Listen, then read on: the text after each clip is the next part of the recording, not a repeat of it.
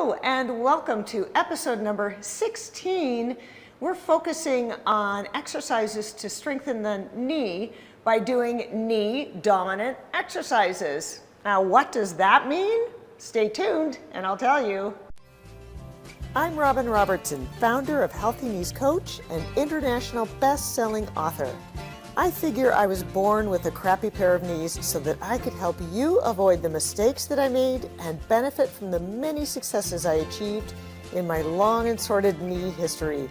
Fast forward past multiple knee surgeries, ultimately with both knees replaced, plenty of life experience and study into the latest research for knees, and I'm stronger and healthier than I've ever been. I want to help you get there too. I share these lessons with you that will change your knees and probably change your life to give you the strength, stamina, and stability to get back to doing the things that you love.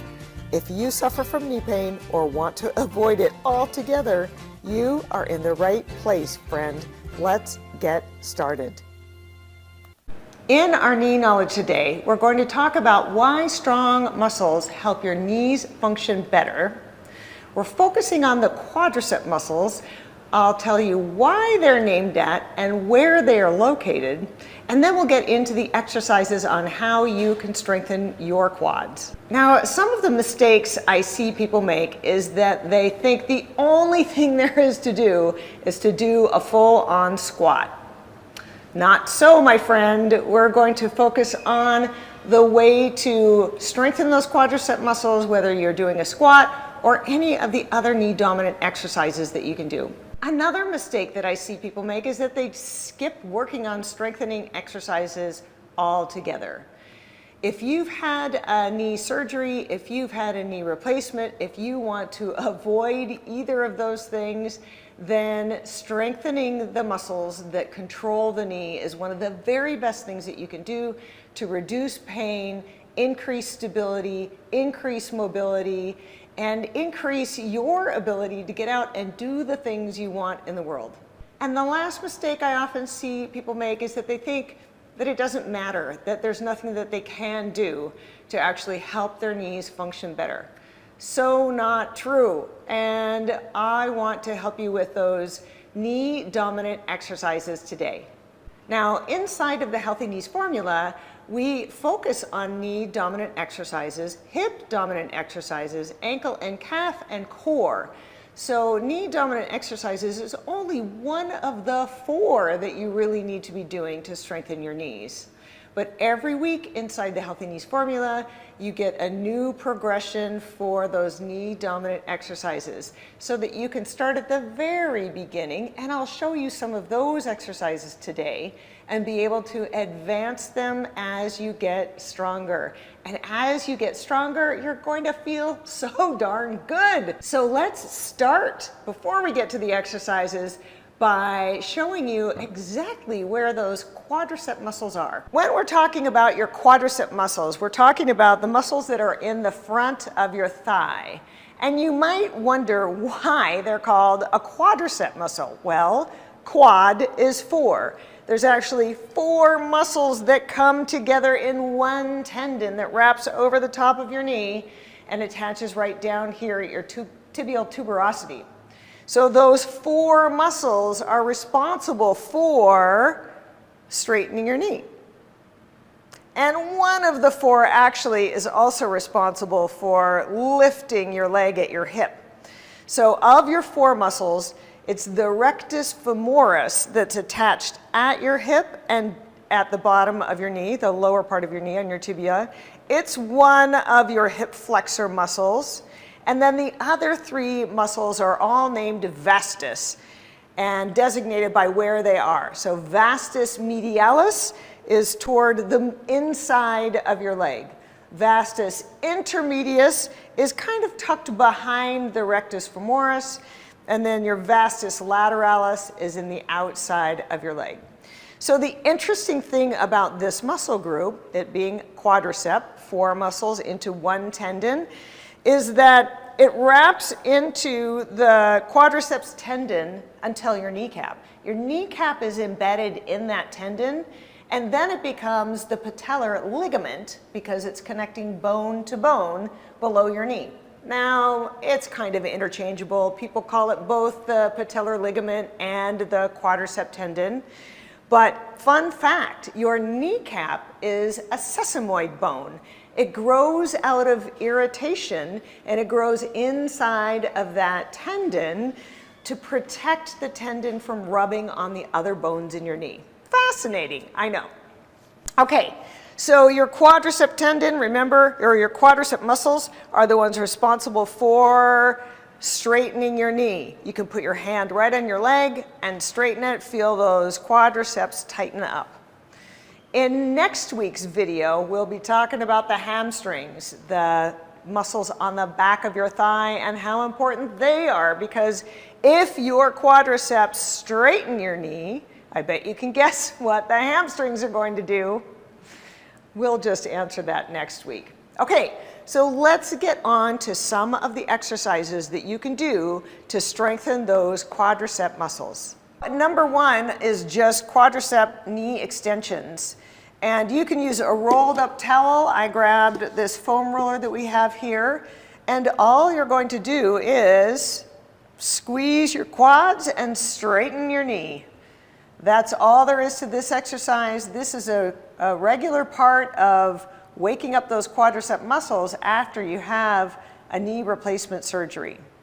So if this feels pretty good, then you could probably move on to the next exercise. A next step is to sit in a chair and simply do a leg straightening exercise.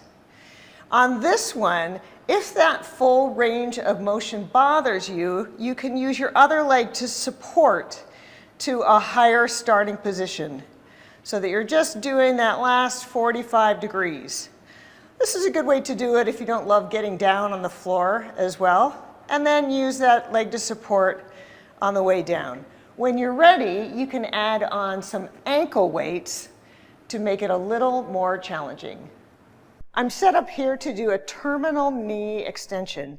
So what I have is our anchor point big strap that comes inside the Healthy Knees kit, along with the mini circular strap. Now you can use any kind of a stretchy band. Maybe it's attached to the leg on your table. But you'll want something that's going to give you resistance and pull your knee toward the wall in front of you or toward the table in front of you. So the whole idea here is I'm going to create tension and straighten that knee while I'm squeezing my quads. And then with control, let it loosen. So I'm straightening and with control, letting it loosen. I'm not letting that band pull me. I'm slowly releasing the tension on it. Just squeeze and release. Notice my feet are staying in the same position. My leg is able to line up with the other one every time that I squeeze and straighten my knee. This is another great exercise to do post-surgery when you're done with your PT and you want to keep getting stronger. Or if you haven't been very active for a long time, then try 10 on one leg and then 10 on the other. All right, next we are getting ready for the sit to stand series. So in this, we're getting ready to go into that sitting on a chair or a squat. So with that anchor point strap, I've got tension here, and as I sink back, so I'm going to break at my hips and break at my knees. At the same time, I'm pushing my tush out behind and I'm going to let that strap pull my arms out as a counterbalance and then come up. You can do this actually with a dumbbell as well. And if you're not able to get down all that far, that's okay. Just go to the point at which you're comfortable. Maybe it's here and come back up. We're working on strengthening those quad muscles. And this is a wonderful way to start to gain the stability, the strength, and the balance to be able to get in and out of a chair without assistance.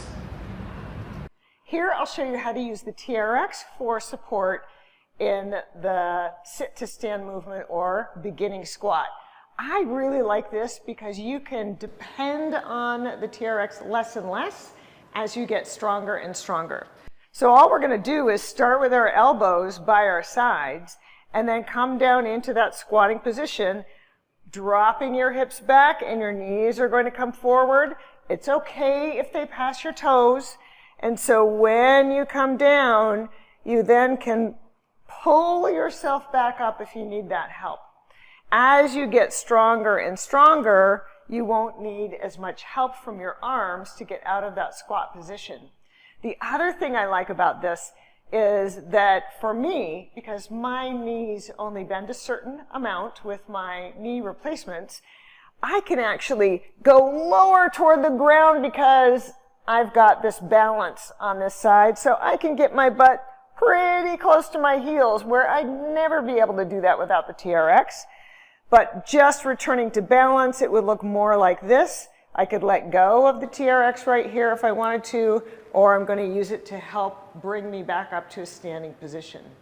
That's it. This is a beautiful way to begin to practice once you're feeling strong enough to support that movement up and down. We're going to go to the chair or a bench next.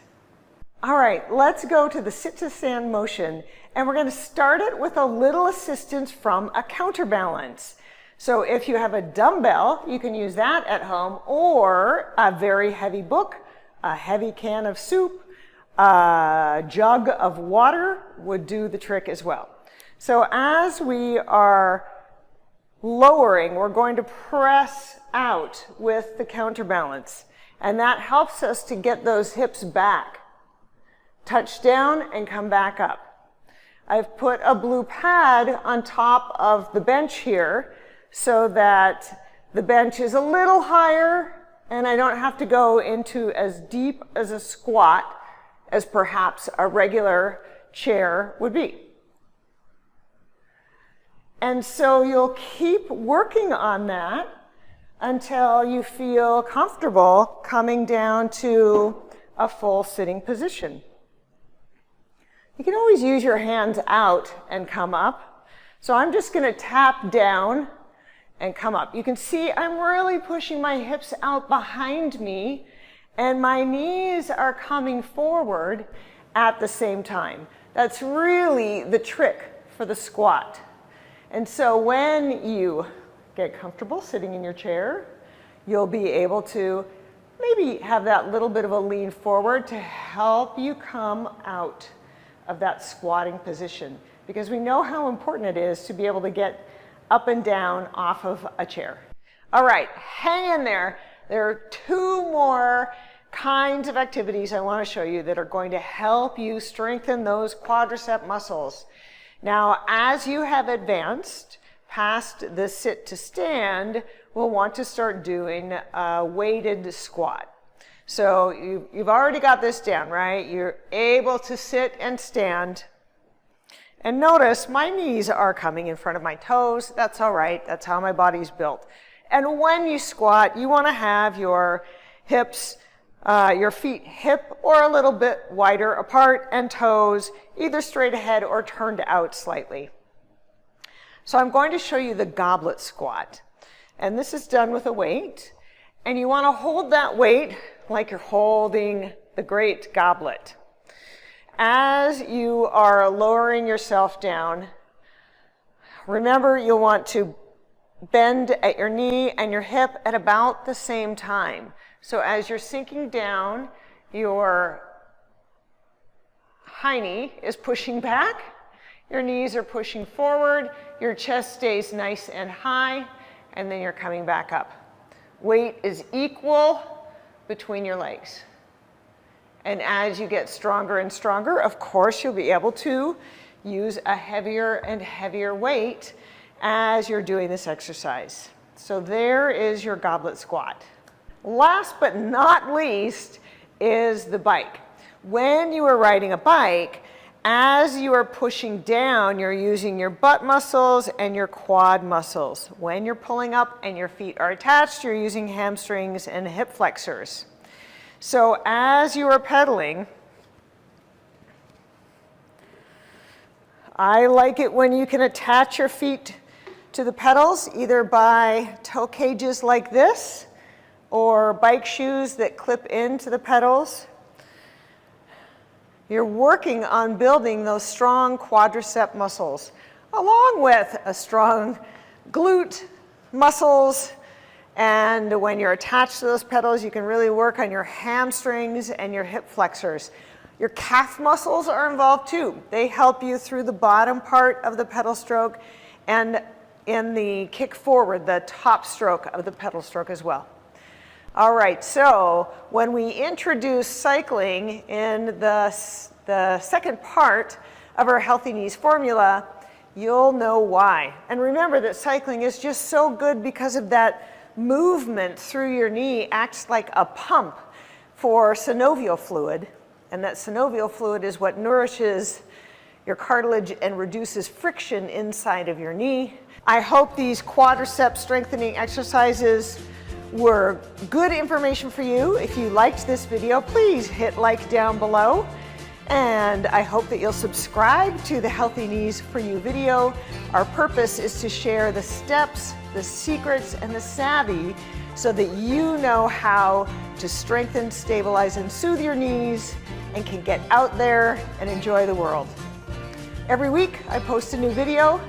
That's all for this week, and I look forward to seeing you next week. Bye for now.